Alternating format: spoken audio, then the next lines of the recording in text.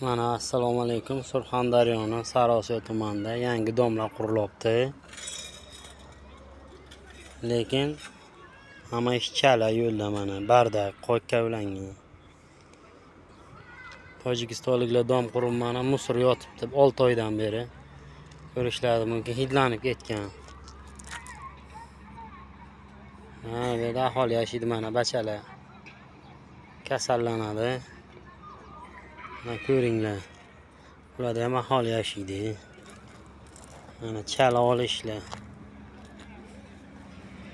Mana hamma joylar kavlangan. Mana bardak bo'lib yotibdi. 6 oydan beri ana shu musor yotib sasib ketgan.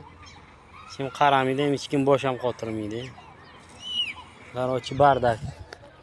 O'zbekistonda qonun yo'q-da, tartib yo'q.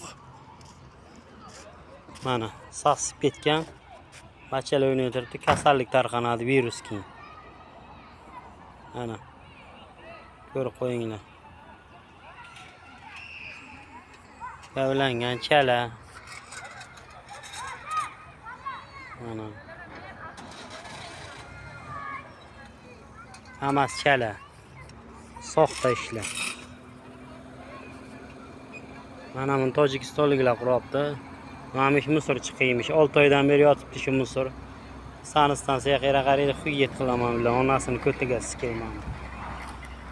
Mana aytni qara paketda yuntich qoratarilgan musor. Kasallik sasib ketgan.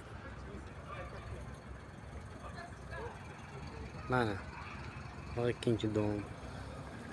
Mana shu yerda bardak bo'lib ketgan. Mana musor. Mana beton qilinmagan berilar. Bardak amasi. Ko'rib qo'yinglar, mana bachalar o'ynab turibdi.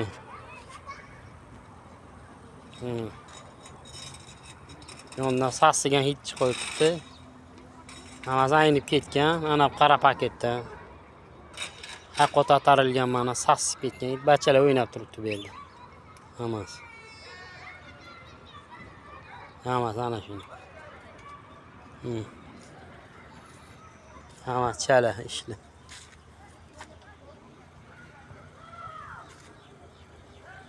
Prezident keladi deb soxta nima ish yuritib ana shunaqa qilyaptilar. Mirziyoyev qizi keladi deb hammasi paxta qo'yish bilan.